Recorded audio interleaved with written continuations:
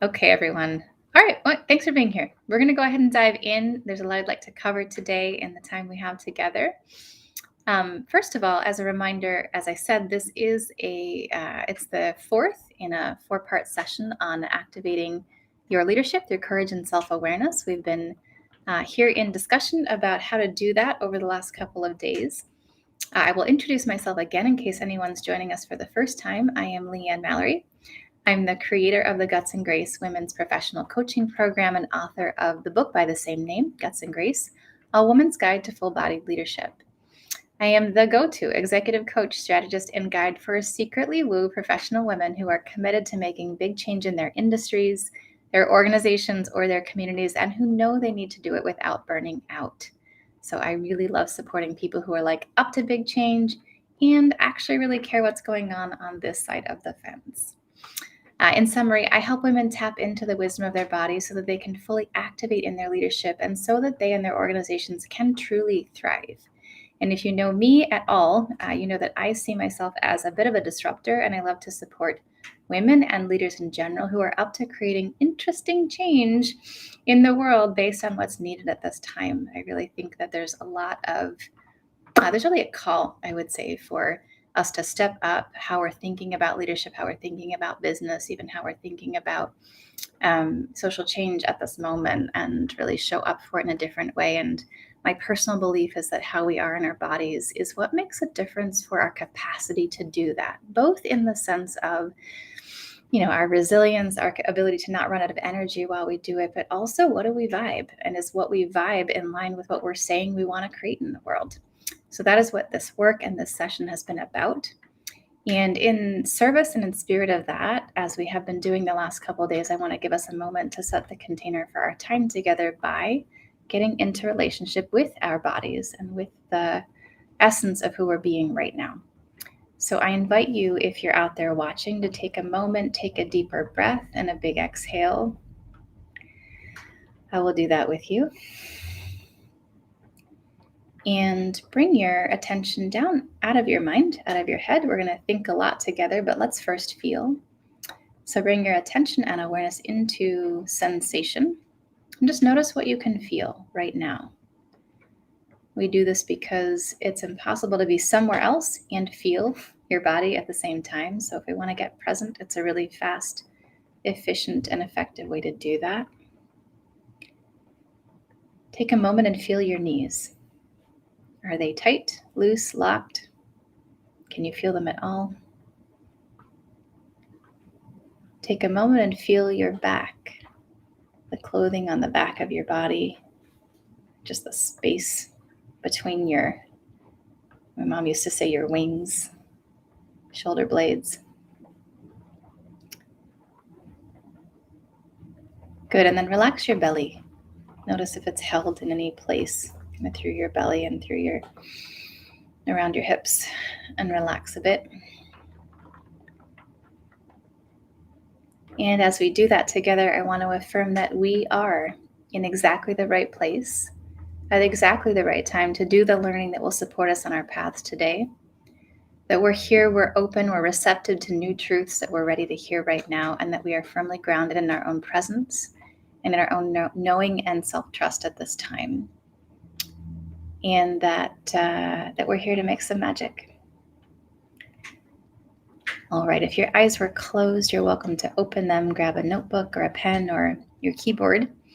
If you'd like to take some notes, this is our final day in a 4-part series, again, on activating your leadership through courage and self-awareness. And on the first day, we set the tone by talking about how courage and self-awareness are both really needed to be able to come into the next iteration or the next generation of who we're being as leaders. That it's important to be willing and able to face ourselves fully, and that it's by looking that we can start to discover these seeds of change that might be what we're longing for, or actually what we're built for underneath the layers of the kind of the paradigm we've built to get by or to succeed or to get ahead in the world. And of course, it takes courage to do that. It takes courage to face what we might love about ourselves, what we might not yet love about ourselves, what we might be avoiding about ourselves, to really be able to come into something next and something new. And of course, I think the secret that's not so secret is it's often not really something new. It's often more of a shedding of layers and accessing more of who we are. So the last couple of days, I was taking you through a 3-step process. The first step being to release, meaning release old patterns, old habits, old paradigms, old beliefs, old ways of being and doing in our bodies to be able to let something new come forward. And the second step we spoke about yesterday being to receive. And again, kind of an interesting framing, like I'm going to go do or make something happen. No, I'm going to receive. And what we're going to receive in that step is an intuition about more of what we're built for, maybe a vision of who we can be as a leader. We talked about forming that into a 1-sentence statement like a North Star that would really enable us to start to take action in a certain direction, but that it wasn't like a good idea or something we came up with, but more that something came through, something that we got to know or had an aha about based on our own longing and kind of our inner desires. And we talked about the new presence that might come forward with that intention as well in our last session. Today, we're going to talk about step 3, which I call this step realize. And it has a little bit of a double meaning. So realize can mean like the step where you get there. Something is actually different. But it's also the step where you get to take the actions and be in the practices that help you become something new or help you become this next iteration, this next more fully activated version of yourself in your leadership. So in this stage, the realize stage, we define new practices and we commit to taking some bold actions. So new practices being something that I do regularly over time that really help to build a muscle, like lifting weights. And then a bold action being like a one-time thing that's between me and where I'm going, that I actually have to do to be able to make it happen. I got to get through that doorway, if you will. So let me say a little bit more about this. First of all, in the realize step, it's really the step where I would say it's a step that we often skip or don't realize that it may take as long or require as much of it as it actually does. It's like, oh, I let this thing go, and then I had this big vision, and then it's going to happen, right?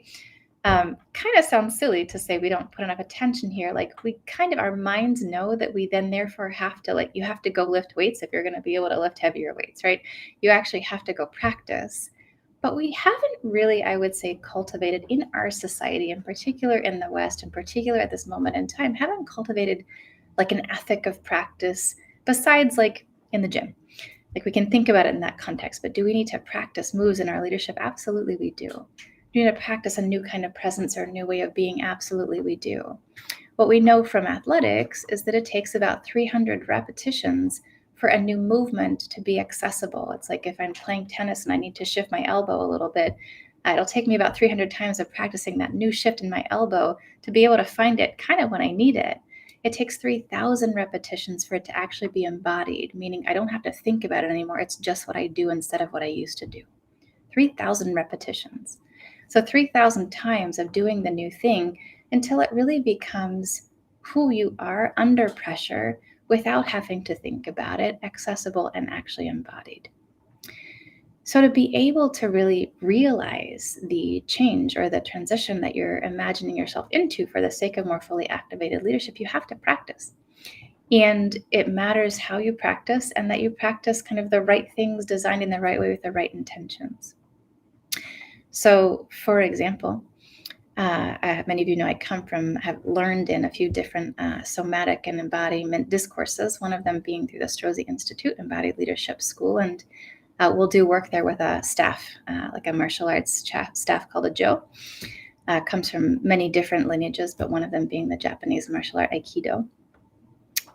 And inside of that, we might do a series of movements, and then we might realize like, oh, I'm doing that series of movements and I'm staying really shrunken and small as I'm doing that series of movements.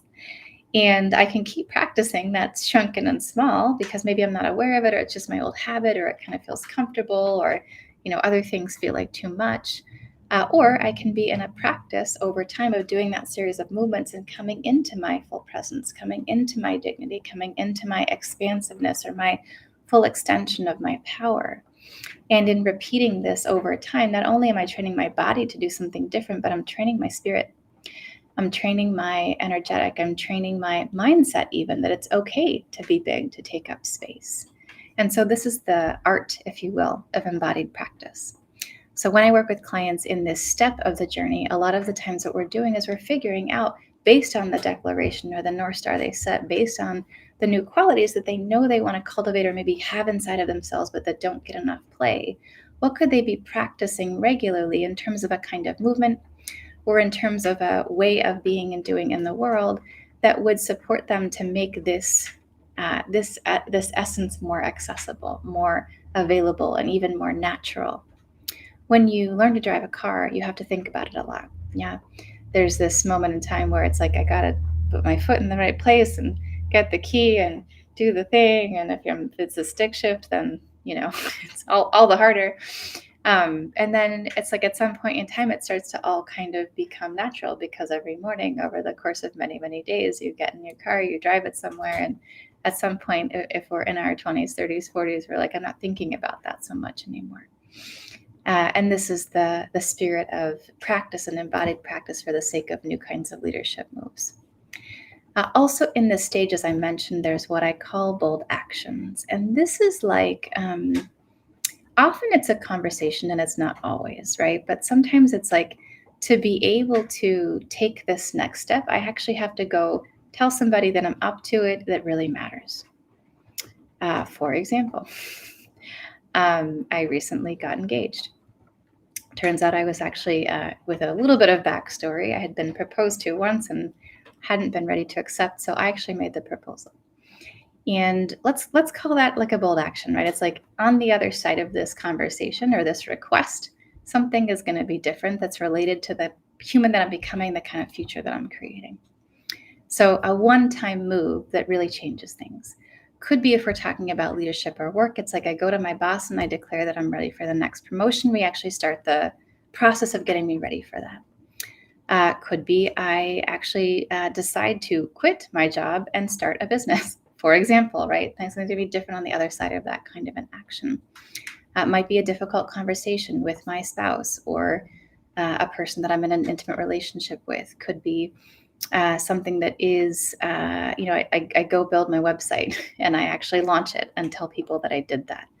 So these practices that we were talking about a minute ago, something I do regularly over time that kind of help build the muscle, get paired with in this stage, something, one or two things, maybe just a couple things or one thing that is like the tipping point action that I've been holding back a little bit on taking.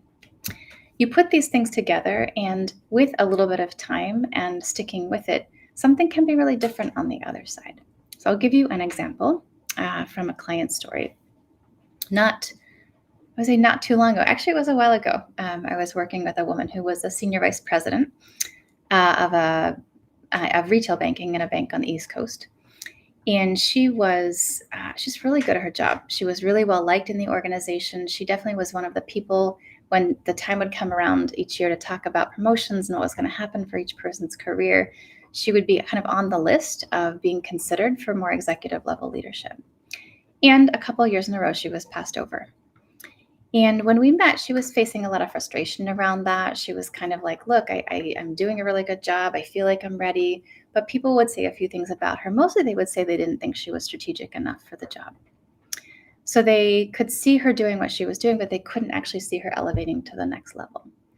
And at the time, what her take on it was, she said, I'm doing all these, I'm really leading these initiatives. I'm creating new things. Like I actually feel like I'm fairly strategic. And when we took a look at what she was doing, we had to kind of admit, from the data, from the actual actions, she was doing strategic things. She was actually executing in that way at the kind of thing at the level you would expect for someone more in an executive level role. However, her presence hadn't really caught up, and it wasn't what she was transmitting in the way she was being in her leadership. So it wasn't like she had a skill gap, although that was how she was being assessed. It was actually more like she had an embodiment gap. And this is where this type of work can really make a difference. So in her particular case, what we started to see in her way of being is that she moved very fast. She focused in and leaned forward in her presence. It was like she was very focused on the task at hand. And when she would do that, there was like almost a way that she would kind of blow by people or miss people. It was like she got kind of tunnel vision and she couldn't always hear that well around her or see that well around her. So that she was executing, getting a lot of things done. And even though her mind had the capacity to think strategic things, and what she was executing had its strategic directionality. What she was coming across at was basically stuck in the weeds and kind of not very settled and without a lot of gravitas. So when we started working together, we began to unpack all of this. We went through these steps and stages that I already described of releasing some of the pull of all of that. It's like I have to be willing to let go of making sure I check every task on the task list for the sake of being open to something else. We did some work around really what is her new North Star, and she really took on the desire to contribute in her organization at a strategic level and to be known as someone who had a deeper executive presence, and she could feel that in herself sometimes. So the last step was really to realize that. And what we gave her a homework assignment. I tell this story often. You may have heard it before if you know me well. That we gave her the homework to walk more slowly every day from her car to the office and from her office to the car at the end of the day.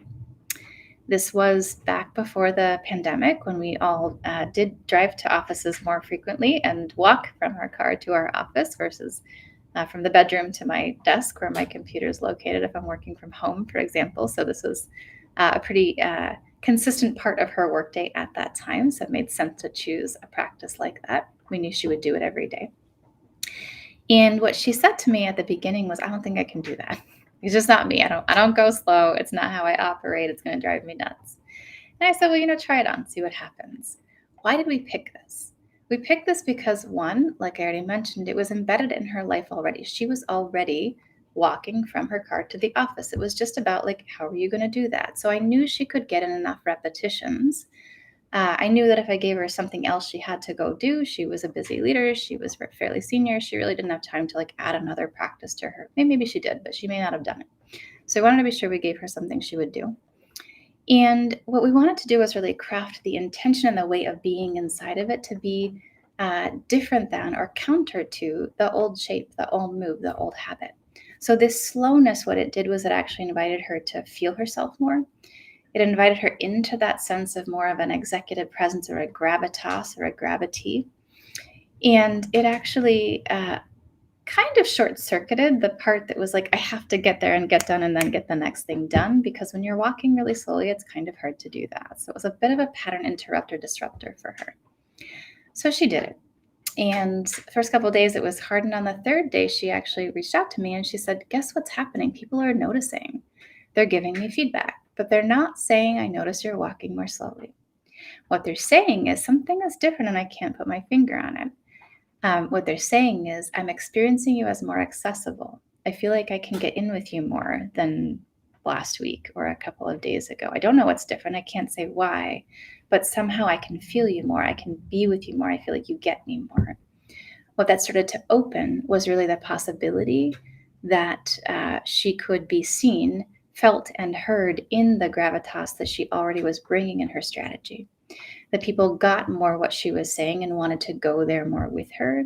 And through that, she was able to lean into the promotion that she had been courting for a while and really be seen differently and be elevated for that.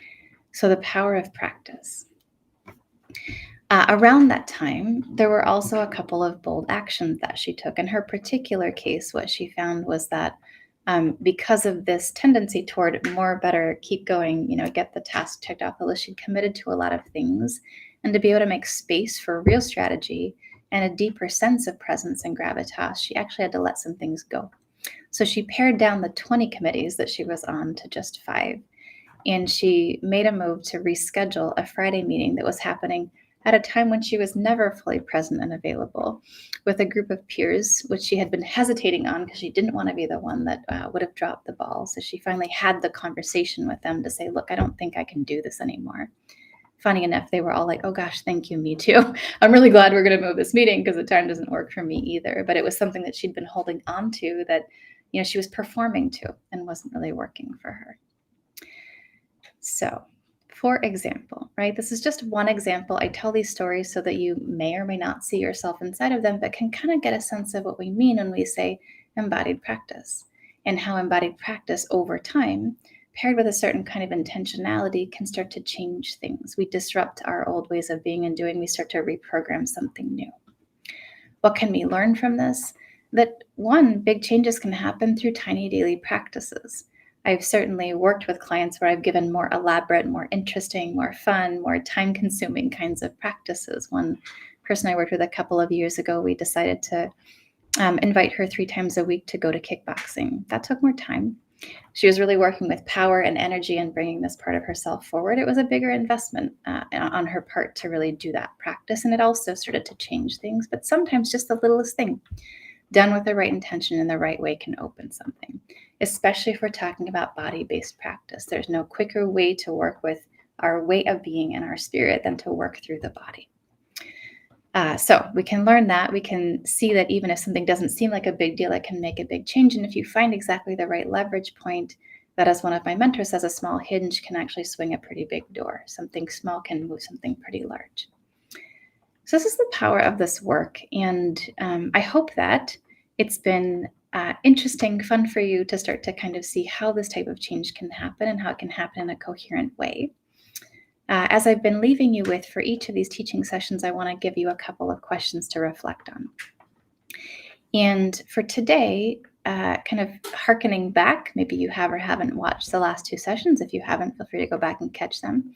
But the question is, given step 1, what needs to let go, given kind of the release that you may need to do, and given step 2, what you're receiving about your new vision or the new possibility for you. So given what needs to let go, given what you're receiving about the new possibility for you, what new embodied practice creatively could possibly support you to grow into this way of being?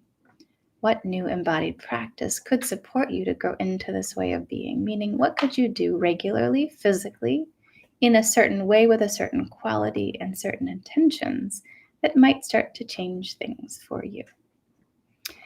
I could give a million more examples. I'm not going to, in part because of time and in part because sometimes it's nice to just simmer on it and be creative on your own for a little while.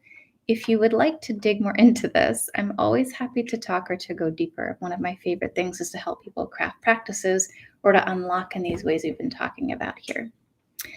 So I'll leave you with that for now. Let's see, actually, since I just said that, if you have questions or you'd like to, you're really welcome to reach out and book a discovery call. Always happy to be in these conversations. To summarize today was our 4th and final day in our series on activating your leadership through courage and self-awareness. And as I've mentioned each time, we have a couple of ways that you can go deeper. And today I'd like to make a special offer to you. So if you like this content, if it feels like there could be some juice here for you, if you think working in this way on your leadership could be beneficial, and or you still have questions, really happy to talk. As I mentioned, happy to do a discovery call. You can find the link here and also probably put it in the chat. But as a reminder, also our core offering here at Guts and Grace Leadership is a year-long women's leadership coaching and mastermind program called Guts and Grace. And we have coming up as well, for those who would like to get results very fast, a high-impact 8-week group coaching program, which is called Activate, and it begins in about a month. And this program is focused on accelerating your transformation. We actually take you through the 3 steps that I've been describing in this mini-series. So we'll do a process around releasing old habits, old paradigms, old mindsets.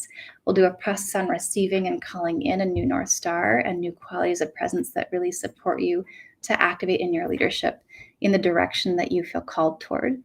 And then we'll actually help you to craft some specific embodied practices and take initiative on some bold new actions that tip you in the direction that you're looking to go.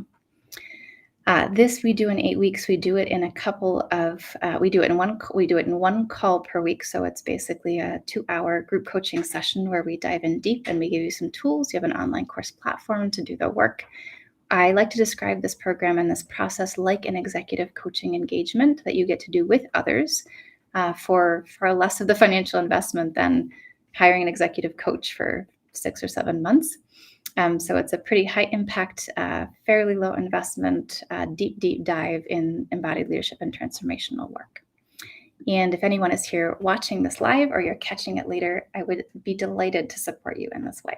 So if you feel ready to start engaging, dismantling moving toward what's next for you, I invite you to either check out that course online or, as I mentioned already, to book a discovery call with me and the team to have a conversation about it. It's powerful work. I cannot say enough about. I'm deeply in love with this program. Yes, I created it, but also I'm in love with it because of the results that I see that it creates for people. And just a lot of fun to do this kind of transformation in a group and not do it alone. Okay, so taking all of that in, take a moment again and feel your body.